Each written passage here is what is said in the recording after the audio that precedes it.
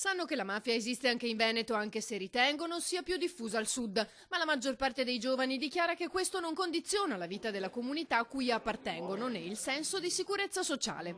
Anche questo è emerso dalla ricerca del Centro Studi Universitari di Studi e Ricerche in Scienze Criminologiche e Vittimologia di IUSVE, presentata da Don Ciotti insieme a un'altra ricerca svolta dall'Associazione Libera. Fondamentale il tema della legalità e del suo significato. Se la legalità diventa una parola di vita, che vuol dire poi politiche sociali, servizi, vuol dire scuola, vuol dire cultura, vuol dire proprio maggiore attenzione al mondo dei giovani, se no diventa una parola astratta. Allora saldiamo la parola legalità alla responsabilità, che viene molto prima. Dobbiamo essere responsabili per rispettare quelle leggi, se non vanno bene, per impegnarci per poterle cambiare. Poi è certamente importante, le leggi devono tutelare i diritti e non i poteri delle persone o i privilegi.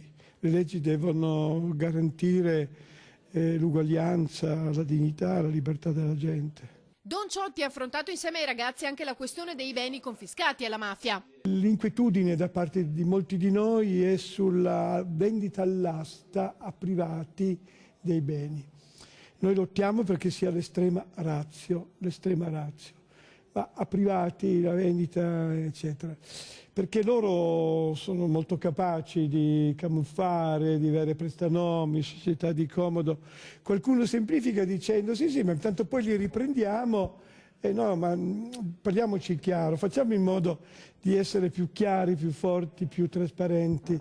E quindi in questo senso c'è un nostro impegno.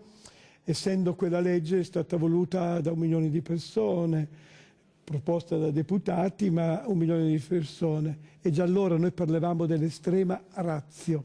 Resti l'estrema ratio. Siamo preoccupati della vendita a privati all'asta.